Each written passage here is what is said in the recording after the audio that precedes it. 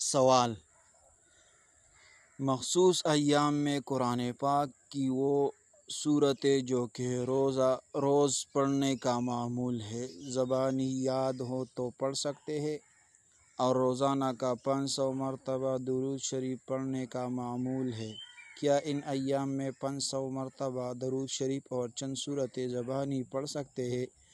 اور عام طور سے جو وظیفے مثلاً چہرے کی روشنی کے لیے اللہ نور السماوات والارض اول و آخر درود شریف پڑھ سکتے ہیں؟ الجواب: خاص ایام میں عورتوں کو قرآن کریم کی تلاوت جائز نہیں۔